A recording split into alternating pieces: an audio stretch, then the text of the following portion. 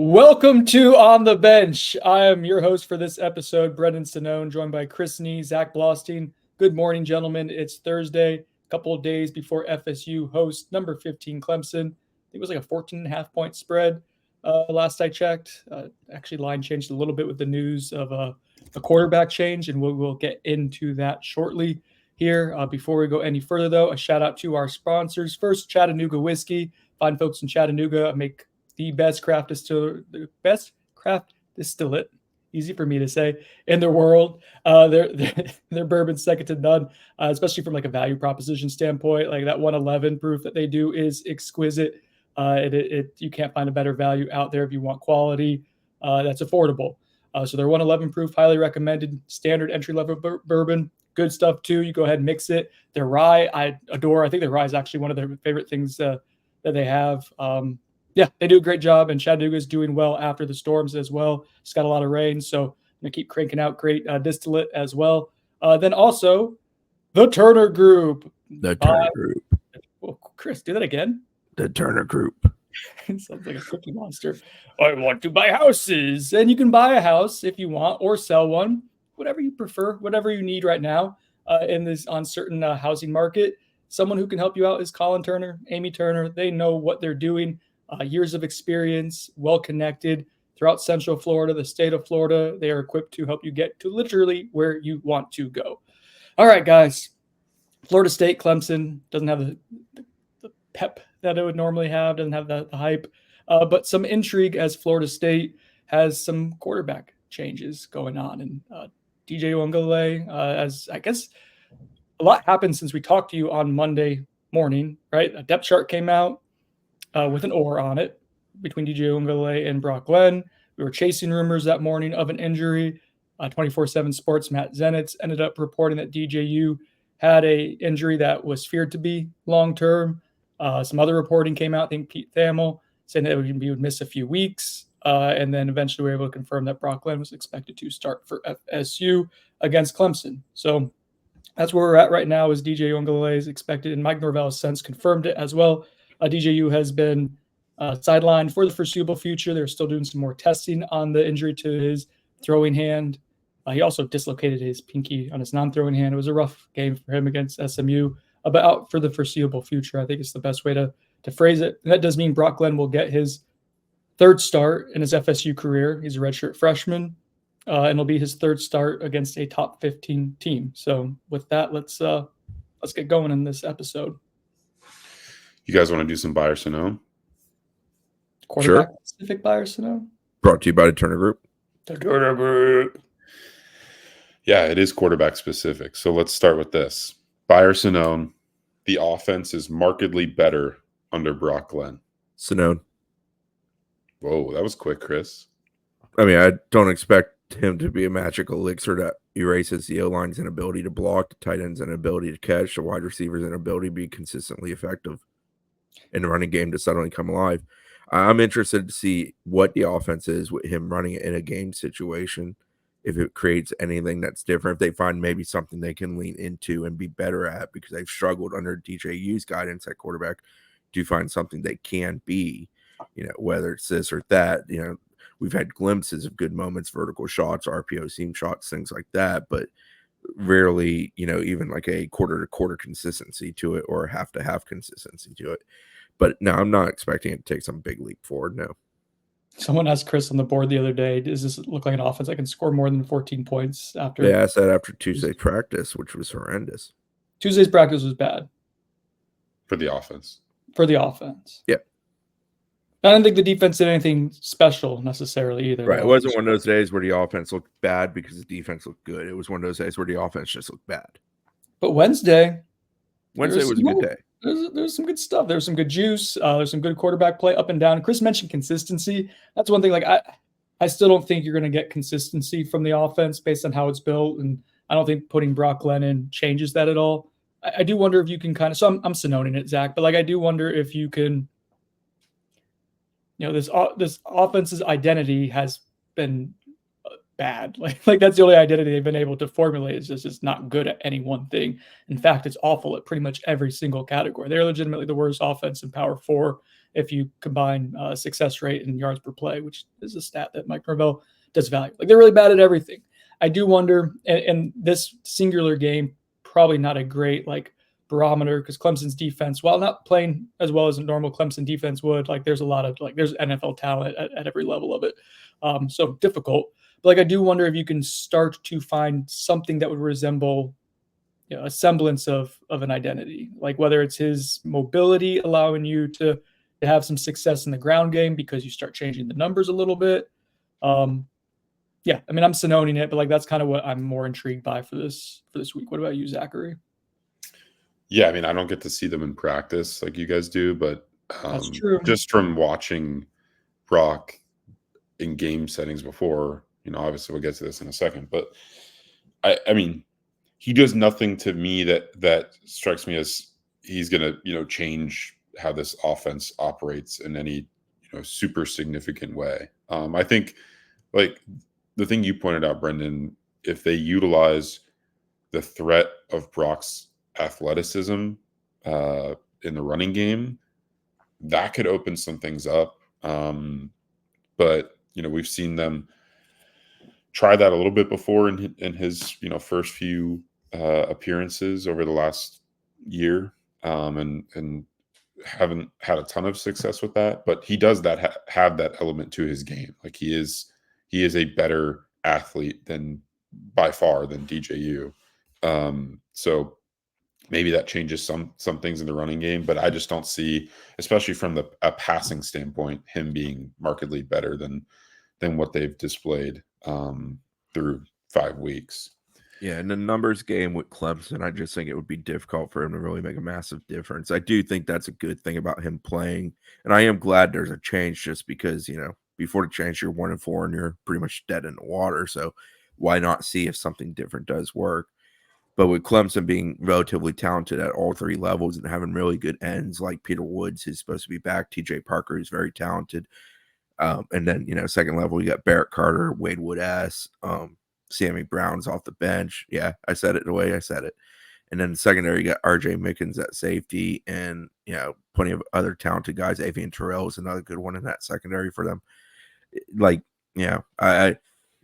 him changing the numbers game against a team that has a deficiency at some level makes a bigger difference than him changing the numbers game against a team that can kind of play him straight up, which I think Clemson is very capable of.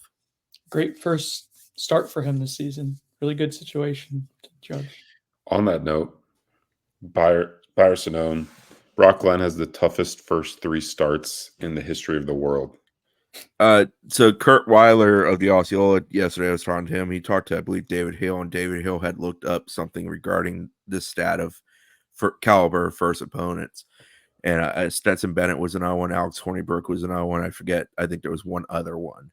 Alex Hornibrook. So, yeah, it's pretty tough competition. There's not a whole lot of company in that. I don't think it's maybe the toughest. So I guess also known, because I don't think he's alone at the mountaintop. But he's not hanging out with a whole lot of fools at the mountaintop either.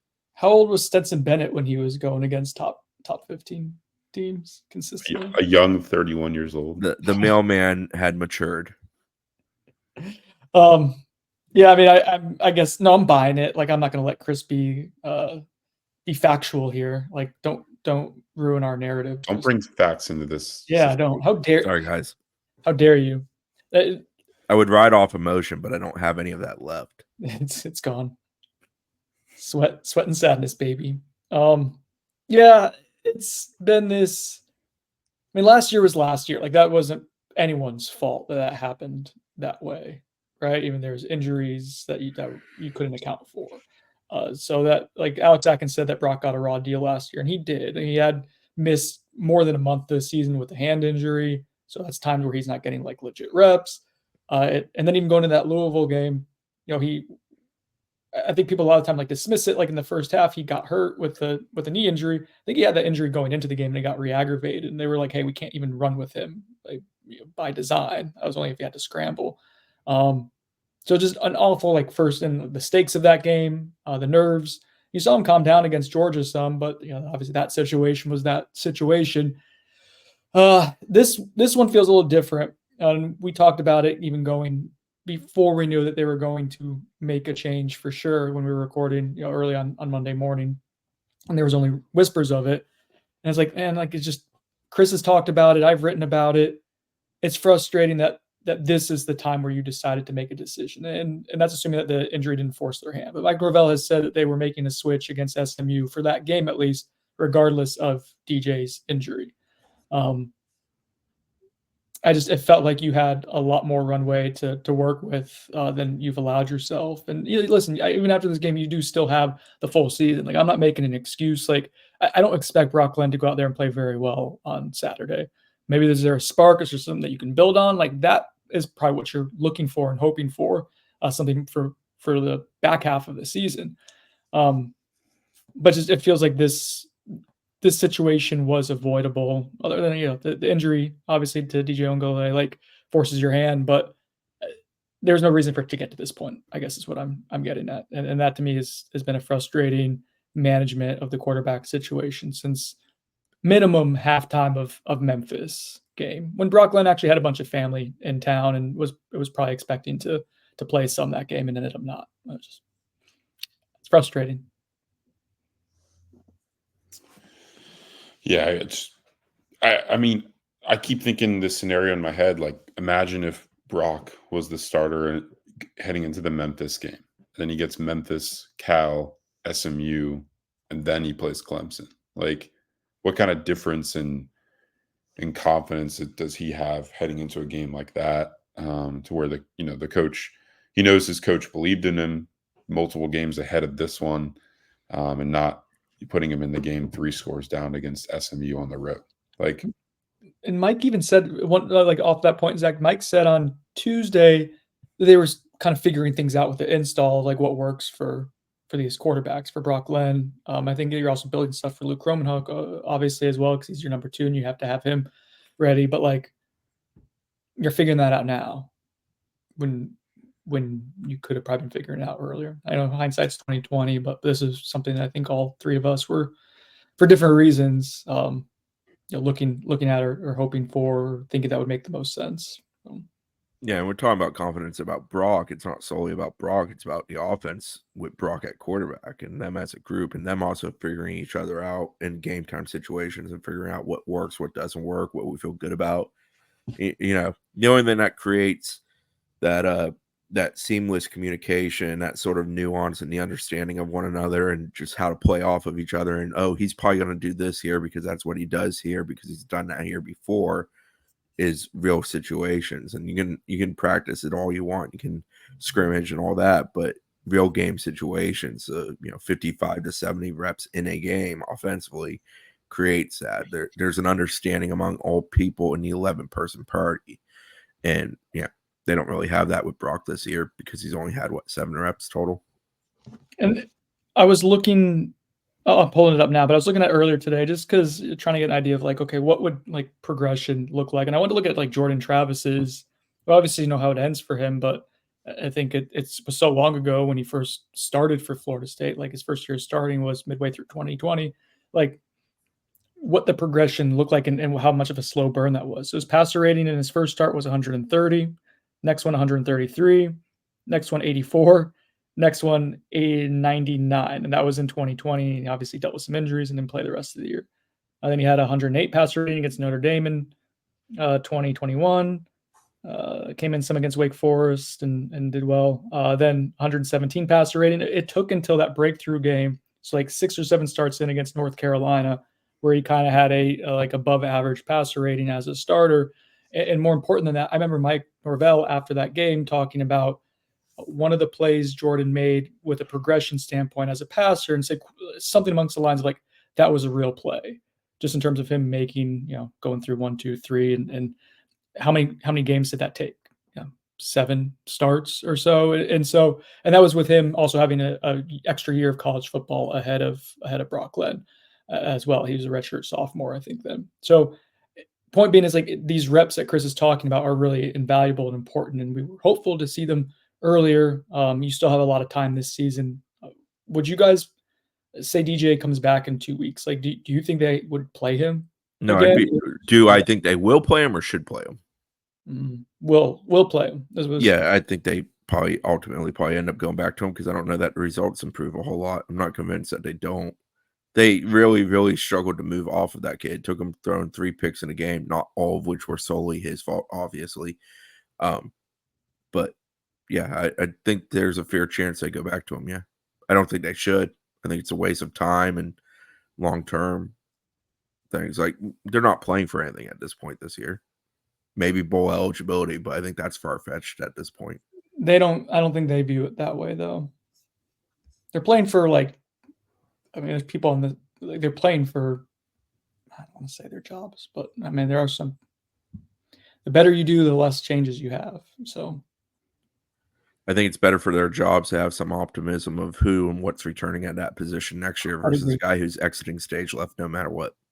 Zach, you seem disgruntled when Chris answered the way he did. Yeah, I just can't believe they could have backed him. No, I mean, nothing against DJ. It's just that would be a crazy decision in my opinion. Like, if you're gonna go to Brock, you go to Brock for the rest of the season, or him and Luke. But that's took 3 interceptions and or an injury for them to move off of DJU. Yeah, no, I don't disagree with you that's a possibility that they would do that. I just can't believe that's something that's really being considered, like, from our standpoint. Like, I feel like we're all kind of on the same wavelengths with that, and probably most of the fan base agrees. Buy or Sonone? Sponsored by the Turner Group. We see Luke Kromenhoek this season. Buy. Yeah, I think there has. Yeah, I think I'm going with this from a factual basis. Is there a possibility he plays a rep in a game? I'll buy that. I think they're hesitant to play him behind that offensive line with the way it's currently blocking. I don't think you. All right, so let's say, like, let's go to the timeline. See, I differed a little bit. I differed a little bit with Chris on the last point with if they would play DJ Uiagalelei if he returned. I think once you get a few more games into the season, which is the minimum for when DJ would come back, and more losses and whatnot, like, we are seeing them start to shift towards youth. I think it finally happened after the SMU game. I think there was a change in some of their ideals and what they're working towards, and also just like enough is enough with the sample set that they had of kind of going through some of the same personnel. So I think they're more open to that to an extent, at least in some spots. Quarterback's obviously a little different than other positions, right? Such a unique one in any sport. But with Luke Kromenhoek, like, I go back to this, Chris. You'll be probably 8 or 9 games into the season by the time DJU's back. So, like, he'll be your quarterback too. Excuse me, for the foreseeable future. There's a chance that he plays just because of necessity. Glenn gets a hangnail or something like that, like he has to go out for a series, whatever. So buy just for that alone. But, like, they're probably going to try to see what they have with both of them at this point. I'm more like of that mindset now than I was a few weeks ago when it didn't seem like they were going to, and I thought they should. But, like, I think they will now. I think you kind of have to at this point because the rules of engagement have changed so much because the losses have kept like stockpiling over the last few weeks. Mike Norvell talked about both those quarterbacks the last 2 days when asked about Brock. He went out of his way to do that routinely, especially on Tuesday. I noticed that. Yeah, especially on Tuesday, but even a little bit yesterday too. So I don't dismiss that. Like, I think there's something to that, and I think you'll play. I think you'll play both. I don't know how much, but I think you'll play both. Hell, you might even play Trevor Jackson at some point in the season just to kind of see later in the year what you got there too. So, Buy or Sonone, sponsored by the Turner Group. The fan base's infatuation with Trevor Jackson. It's funny. I was going to poke fun at Sonone for mentioning it there. Whatever. I'll buy it. You guys, good for them. They need something to hang on to. I'm fine with it. Whatever. Like, Trevor's an excellent scout team quarterback for them. He's a hardworking kid. He sort of earned his right here, and his high school recruitment wasn't probably the most enjoyable for him, but he landed somewhere that made him happy. So good for him. Bye. Like, find something to cheer for. They're 1-4 and dreadful in so many ways. So yeah, have at it. I like the adage of, like, everyone loves the backup quarterback, and this is like your third string quarterback now. This is backup quarterback on steroids. Not saying Trevor Jackson's doing steroids, morons. I'm saying from a fandom standpoint. Okay, Dane. They are comparing him. Have you seen those hands? I love inside jokes. I could do without the like, oh, he looks like Jordan Travis comparisons. Like, well, okay, cool. He looks kind of like the guy who finished 5th in the Heisman voting last year as a freshman walk-on. Tamper the expectations, but like there was a play in practice yesterday where he got into space and like made a couple people miss. Like there's athleticism there. Like I understand why people are like, but also the is probably like a minimum years away from being the thing that's refined enough to feel comfortable playing. I'm 3 weeks into throw it against the wall and see if it sticks philosophy. So like, sure, if you want to throw him against the wall and see if it sticks, I'm down. What do you think, Zach? I think you should start him. No, I'm kidding. No, he's interesting to me because his recruitment was weird in the sense that like it sounded like he was gonna, land on scholarship at some kind of either lower Power 4 school or high G5 school at one point, and then I think he had G5 options, but him and his family kind of decided that they wanted to be at a P4 school, so they walked on at FSU. I don't even think he was the full-time starter at his high school. Yeah, he went from it's been so long since I've been in Orlando, West Orange to Orlando Jones, in downtown Orlando, and wasn't a full-time starter. But I've had some people, just talking about some of the young players on this team. Like I've had some people bring up his name as like, oh, he kind of tears it up on the scout team, with the scout team offense. Yeah. So you know who needs freedom from the scout team? You know who needs freedom from the scout team? I do. I'm going to scream it from the mountaintop. Go ahead. BJ Gibson! Yeah. With a position that's left plenty to be desired, BJ Gibson has been a guy that since he put on that black jersey has been very good consistently for weeks on end in the sense of making big plays and just practicing really hard consistently on a team where that seems to kind of come with ebb and flows. He doesn't even need to tweet out "free them youngins," or maybe he does if he's still on the scout team. Oh, Buyer Sonone. Brought to you by the Turner Group. Yep, Buyer Sonone, free BJ. Let's get it going. I'm gonna Sonone that Sonone. Well, I think he should play. HR will be calling you.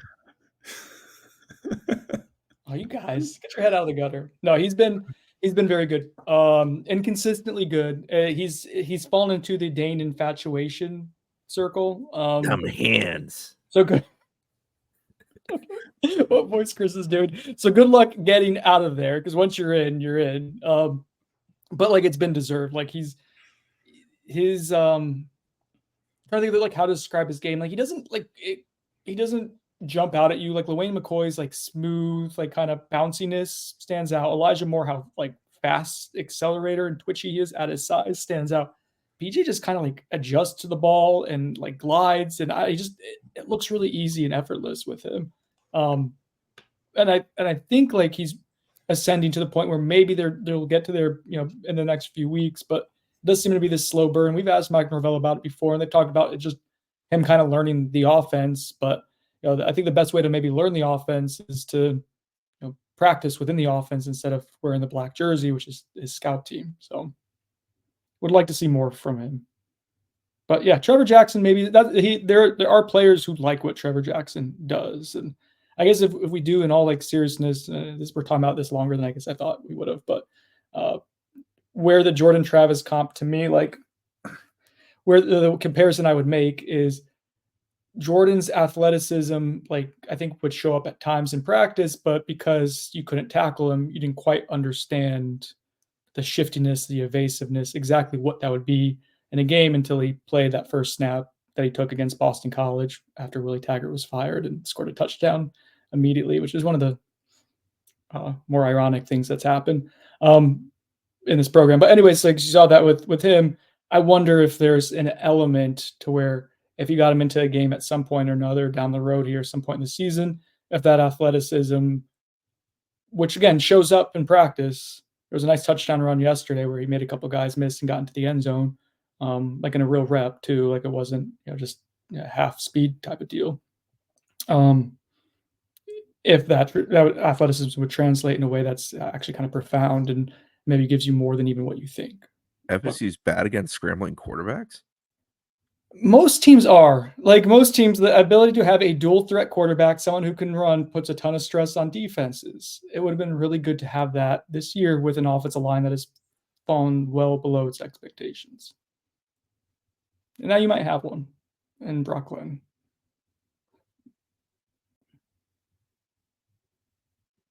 What's happening? What's happening with all you? Zach, you're muted. The host with the most currently needs to use Something- the hands to unmute. Something that disturbed you, Brendan, from practice, the race. How Did I silly say of you. disturbed? Did I say disturbed? I don't think I said disturbed. Yeah, so they race every morning. Mike Norvell runs. This has been a thing. Don't yawn at this, Chris. Sorry, I'm trying to care. I promise. They race every day. This is something that he's been doing for a couple of years now. Started against Robert Cooper. Last year, continued with Braden Fisk and some other players as well. It's kind of when we all learned that, hey, Braden Fisk isn't just like athletic, but he could also run 100 yards at a really high clip too. So he's maybe freaky athletic. Yeah, Chris and I still didn't think that he would have scored against Clemson in the fumble return last year if he had gotten it instead of He would have, though. We apologize. We were wrong. we've Braden's come to still God on that. listening and watching if the Fisk family still listens. He's off to bigger and better right now. Anyways, I digress. So my ADHD is bad this morning. So Mike Norvell has been doing this. And then this year it was kind of the whole entire defensive line would do it with Mike, right? And everyone loved the race. Like when you're winning and everyone, like I don't mind. Like I like it still, even when they're struggling. Like it's still Coach Norvell's big thing is how you do anything is how you do everything. That is one of his sayings. And I think there's truth and merit to that of how he runs his program. And so for him to go out and keep running every single day, even while they're struggling, is like, that's fine. I'm not making fun of it. I'm not. Some people are. That's not what I'm doing. I think there's a lot of value to it still, or at least some value to it. I get what he's doing. Well, on Tuesday's practice, that defensive line that normally joins him, the only person to race with him was Dante Anderson. And it's funny, before practice, and I've gotten like kind of, I don't want to take shots at other people, like, but I feel like a lot of clips have been put out at practice the last few weeks, like to kind of engage in like making fun of the team. And so I've been kind of hesitant because I don't want to kick them while they're down. I want to be honest and truthful with it, right? But I don't need to go out of my way to take shots at a player who's struggling or point out a bad rep and poke fun of it. Like that's just not what we're doing here. But before that moment, I told Chris we were trying to figure out where to go before we got our video in 3 periods or so that we have video. And I said, I'll do quarterbacks today because I thought that would be interesting with DJ out. I said, well, you know what? I'll go over to the race just in case something different happens. And something different did happen. The only person to race with Mike Norvell was Dante Anderson. Like Mike runs, he looks behind, and there's Dante to give a high five to. And the rest of the defensive line kind of just jogged and went straight directly to their station, which is the other side of the end zone. And put that out there because, again, I thought that was telling. Players have been joining him in that and competing in that, and that's why they're doing that, is to kind of compete at the start of practice. And that didn't happen. And like the symbolism there was like legitimately people weren't following him. And I that was startling and noteworthy to me. So I guess I was disturbed by it, Zach, because it was a shift in behavior. And as part of what we do for our jobs is to monitor when something behaviorally will shift. And that was the case here. So that was not a great sign to me. Now on Wednesday, they raced what? Why are you laughing? Just because you put that video out and then tell us what happened on Wednesday. Oh,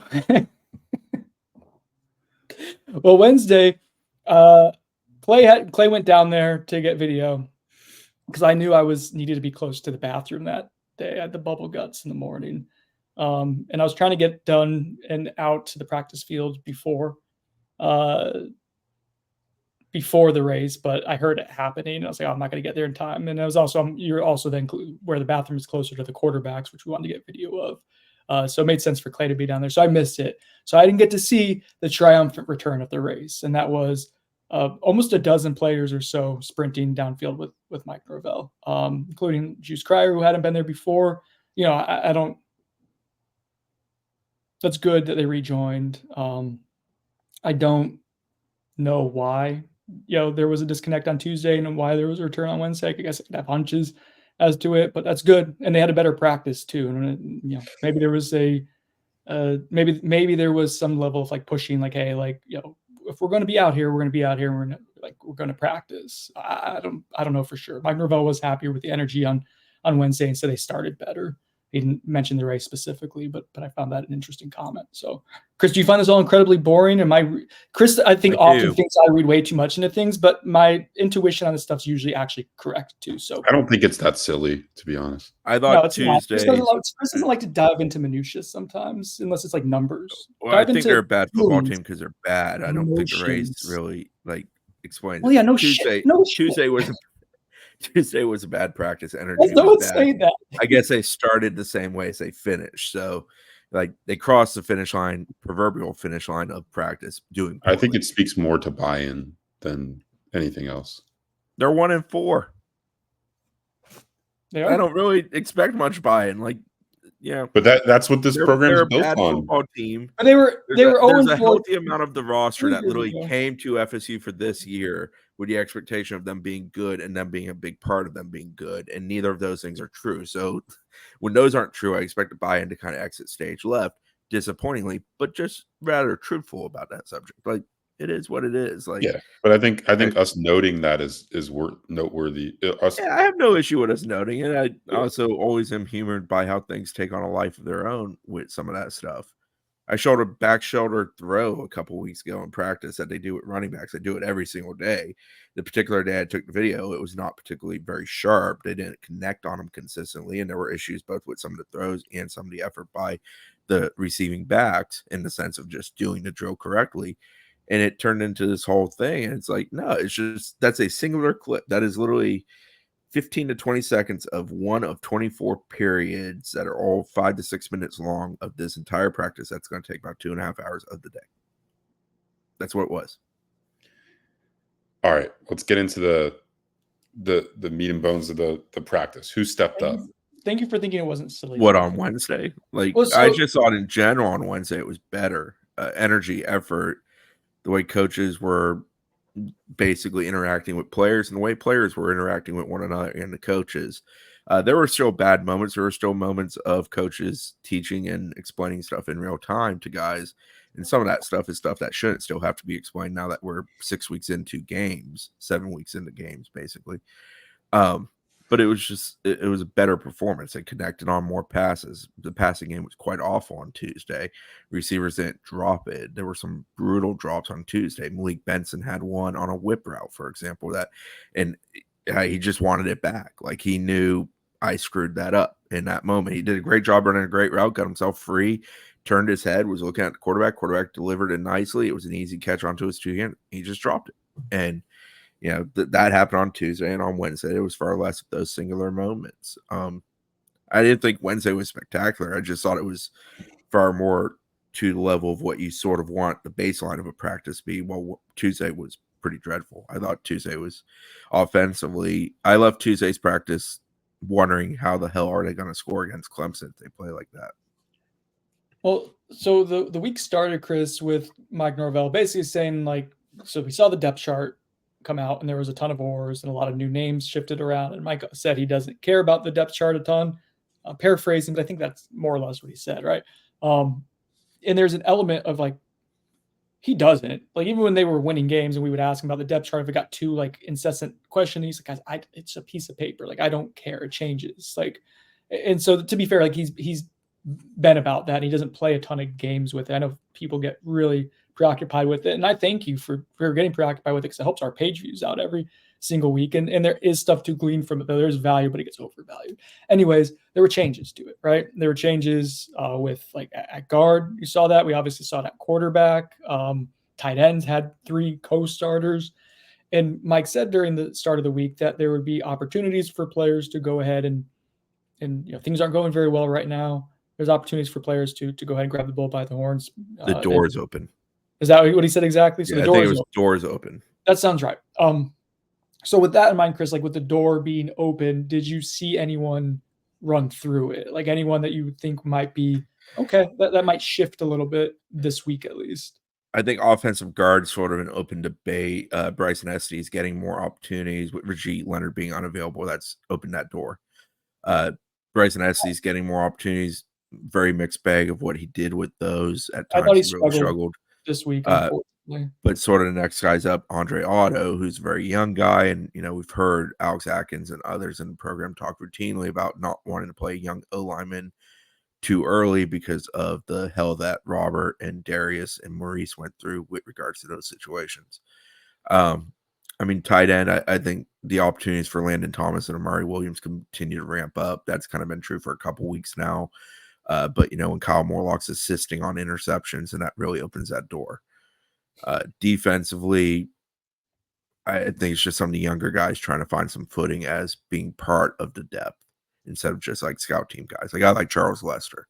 Lester had a couple good days. Very good Wednesday, I thought. Right? Wednesday was his good day, I believe. Yeah, yesterday he had an interception. He was good in perimeter drills. But so then that's a guy who's trying to earn some reps behind a relatively talented position that's done probably the best of any position if we're grading them, basically.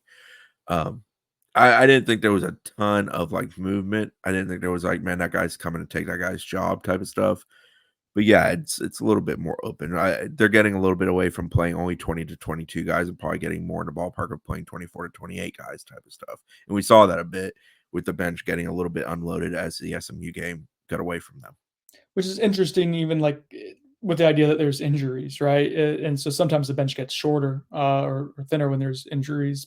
Richie Leonard out for the year. Clay Fink reported that there's a decent chance that Richie returns next season, gets a medical red shirt. And so that would be good for FSU because he was solid for you. Obviously, Jalen Lucas out for the season. Roydell Williams out for the foreseeable future. DJ Ongale out for the foreseeable future. So they've had injuries to starters. And were all those guys transfers? Yeah, every single one of them transfers. And so anyways, point being is like normally that bench thins a little bit. It seems to be expanding some, and I get that points to, again, youth movement to me. I thought Luane McCoy had a really good Wednesday. I thought he had a subpar Tuesday. Charles Lester, like during his practice on Wednesday, had some really good moments. He had an interception in the end zone where like he had to actually like really work to go. It wasn't a bad ball. He had to work to pick it away or pick it off and take it away. Pick it away now. But then there's also like moments where he doesn't get his head turned around for us. You like that, Chris? Two Chili Pepper references in 1 week. It's been a hell of a week for us. By the way, Stadium Arcadium. I'm just going to start naming Chili Pepper stuff. Anyways, there's also times like where he didn't get his head turned around and was in good position. So like, and same thing with Luane McCoy. He has a good day and a subpar day. Those are going to be the growing pains that I think we expect to see. If there is this semi-youth movement, which I do think is occurring, but again, we'd rather see young players kind of go through it and learn and develop than seeing fifth-year seniors make the same mistakes. Because you have to see if you can develop players at this point, and if you can have some semblance of a foundation for the future. So, yeah, those are some guys. Did you mention Brian Courtney? No, but he is an effort guy consistently day to day. Kind of like we talked about BJ Gibson. He's been consistent even through the bad times. Brian Courtney falls into that category too. He does the same thing every single practice in the sense of the way he competes, the way he gets after it, his effort to catch the ball, his effort to run routes. And Brian's a guy who, to be his best, has to work really hard. Like, he's not as gifted as some of the individuals he's surrounded by on that team naturally. So, yeah, I did not mention him, but he's worth a mention. Landon Thomas and Amari Williams had ups and downs, but like the good for Amari was really good on Wednesday, particularly. You just need something from that position. I mean, Mike Norvell was blunt about it Monday. It's just not been good, and it hasn't. They haven't been good at blocking. Certainly haven't been good as pass catchers, and truthfully, they've created more issues at times than they've produced results. Kyle Morlock did have a really nice catch on Tuesday's practice. Chris looks at me and said, "Don't do it, man. Just don't mention it, man. Don't do it." So that's Let him go earn ACC Receiver of the Week, and then you can say something nice about him. But no, like we're taking that one off for a while. Makai Danzy had a really good Tuesday practice. The Wednesday practice didn't feel as clean. I mean, so that's kind of where you're at. To me, Danzy's a guy they really should try to get on the field. He's athletic. It's what you lost with Jalen Lucas. A little bit different. He's not as shifty as Jalen. He's not as hide himself. But the speed and the ability to create explosive burst plays is there. I think the concern with Danzy is blocking portion of it. And when your O-line's failing you and you're not good at blocking things up front, if you're putting him in there and teams are going to bring the heat, well, he better get around the corner really quick and get open because the quarterback's about to die. Did you guys know it's decommitment season?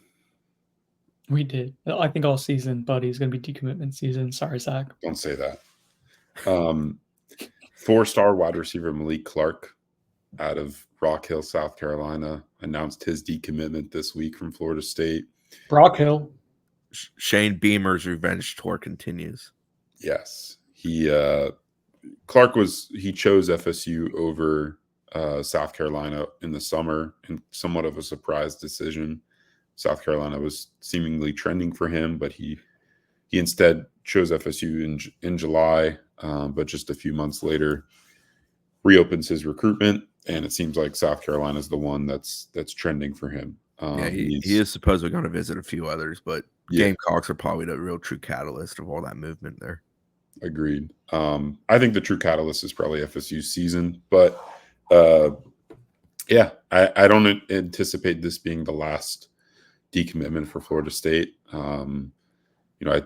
Just talking about a few specific prospects. Kevin Wynn, I've mentioned him a bunch on here as someone. Kevin Wynn's the new Panda watch. Yeah, he's the 4-star D tackle out of Georgia, who's being prioritized by Georgia, Texas, South Carolina, and a few others. I don't anticipate him ending up in the class when all is said and done.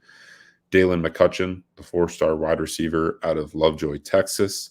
He's visited Texas and Texas A&M in back-to-back weeks.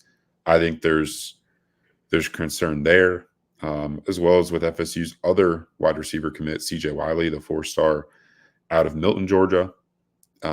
He's said good things, like, both in interviews and behind the scenes about his commitment to FSU, but I just, they're probably not turning around the results on the field anytime soon. So I don't feel great about holding on to him, considering Georgia is, he's probably their top remaining receiver target. LSU's also involved there. LSU, Auburn's going to make a push, and they just got a quarterback commit in Deuce Knight. So, there's those are just a few of the names. I mean, schools are prioritizing other guys on FSU's commit list as well. I mean, why wouldn't you? There's a lot of, reason to go after some of those talented guys. So we'll monitor it. But on a more positive note, this weekend is going to bring some official visitors and plenty of talented unofficial visitors for the Clemson game. Chris, who are the currently confirmed OVs coming in? Mario Nash Jr., who's a Mississippi State commitment. He's been at FSU several times before. He's a guy that they really like, and he really liked them. He committed to Mississippi State back in June, soon after his official visit to the Bulldogs. Ole Miss is also a major contender there.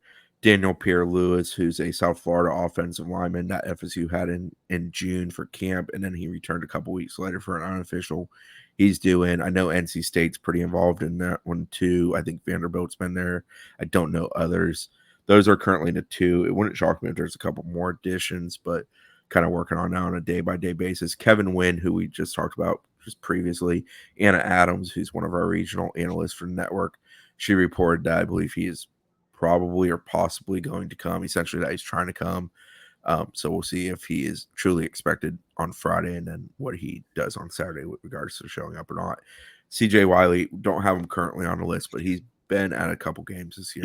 He told me he's not going to make this one. But a few other commits. Tremel Jones will be there, quarterback. Yep. Byron Lewis is another one. Yeah. I want to ask you this, Chris.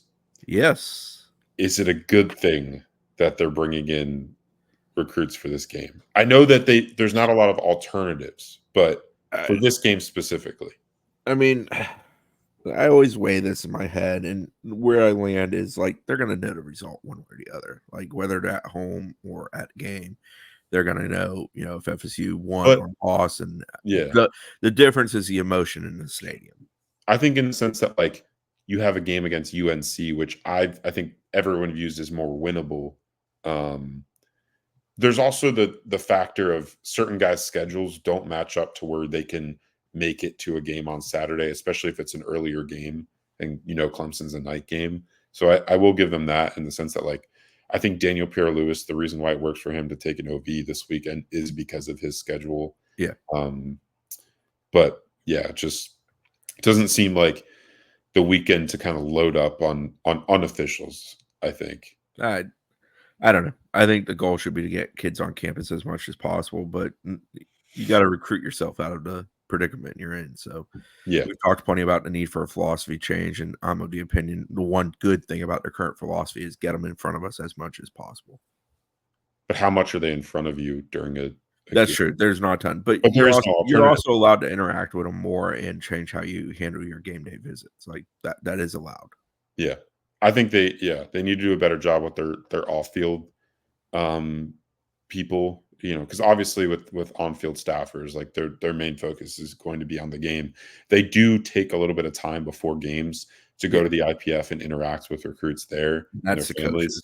The on-field coaches. But like you need your recruiting staffers, the people that are not going to be involved in game day stuff. Like they need to be, I think, doing a better job, in my opinion, because some of the reports, like just after the last home game, I mean, you have a guy like Chase Linton, who I feel like you get him in for a visit. He's a 4-star edge that FSU offered recently. They need defensive linemen, and it feels like you didn't really accomplish much with that visit, even with the win. Brendan was so enthralled he quit us. I'm kind of hurt.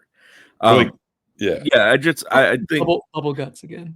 One nice thing I like that they've done with visitors this year a little bit more is have them, like, instead of just putting them in a singular corner of the stadium to watch pregame, is allowing them to go and stand on the opposite side if they're an offensive lineman and take that in a little bit more closely. Seen that with Solomon Thomas and Peyton Joseph, for example.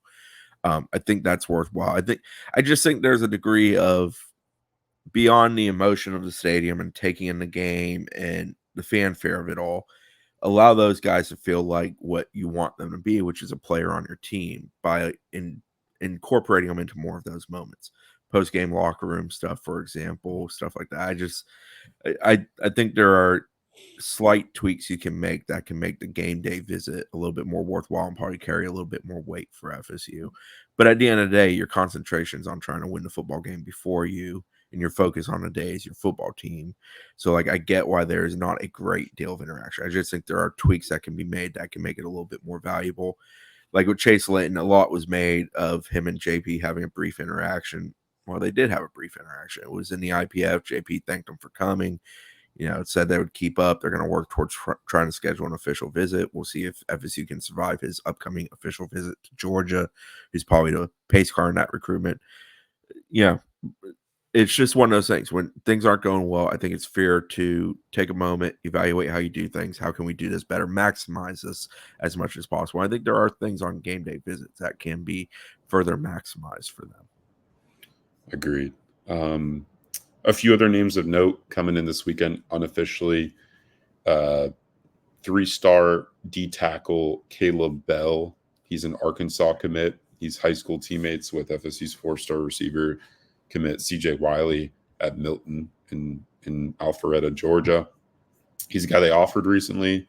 I like his film. I've seen him in person this season. In the first game of the year, he played against American Heritage in South Florida, and he looked pretty good. I think they want to size him up to see kind of what his position is going to be at the next level, whether that's interior or on the edge. I think he'll probably be an interior player, but he's going to make his first visit to FSU since being offered in the past few weeks.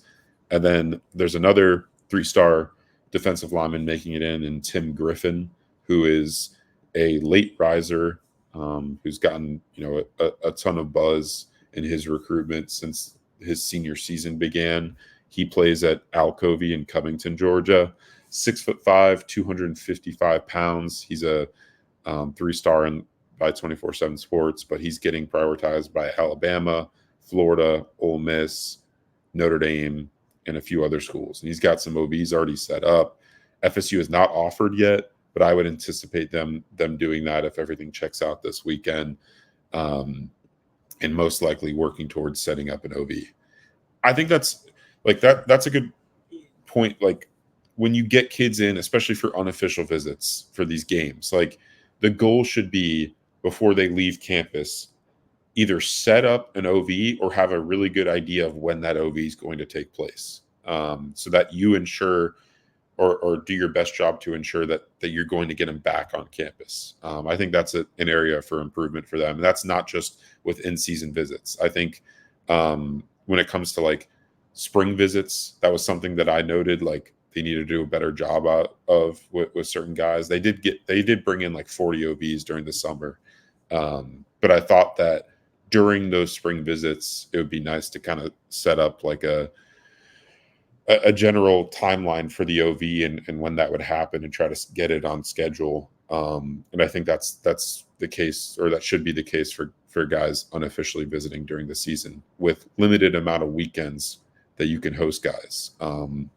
Because, like I mentioned many times on here, with the early signing day moving up to December 4th, which is, basically a few days after you play that UF game at the end of November, you don't really have time to bring in guys for OVs after the season. That's not the case anymore. You used to have 1 to 2 weekends to bring in some guys last minute. Now you don't. Now it all has to be game centric. So, like, it's important to kind of load up some of these weekends with visitors.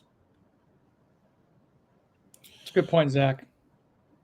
Look at this guy, Brennan, sliding right back into the show like he's never departed before. Zach's going to watch The Departed today for the first time after the episode here. I'm excited. He's excited for it. I mean, it came out in what, 2006? So how old would you have been?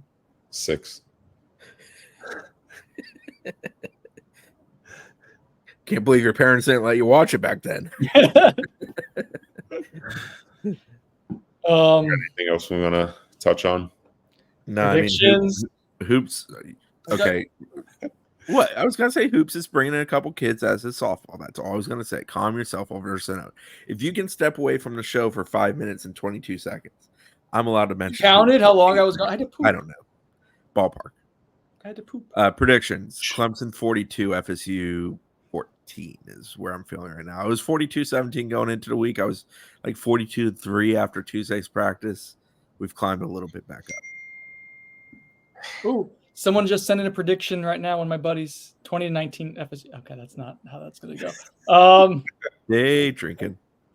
37 Clemson, saying that in weird order. FSU 16. Brett told me to lock him in for 45-10. That was right at the end of Tuesday's practice, I believe. Yeah, maybe he's a little bit more optimistic. But he was pretty grumpy on Wednesday mornings, probably because I beat him in CFB. But ooh, you're ducking the natty. I'm going Clemson 42, FSU 13. Dabo's pretty good on a revenge tour. Like he's going to bring up like 2020 stuff. Just traditionally in his time at Clemson, he's been very good against teams who he lost to prior. I don't listen to advice from Tallahassee. That guy, Dr. Dabo. What a I saw his press conference. He was mentioning just talking about Brock Glenn and the last time they used him and how they deployed Wildcat in the ACC championship. He's like, yeah, he's like saying that they're expecting that. Joke's on you, Dabo. They don't do that shit no more. We don't get that creative around these parts. I would like to push back. Like, people talk about the creativity of the play call, and there's been some really creative plays. They just drop them when they get a chance at it. The execution.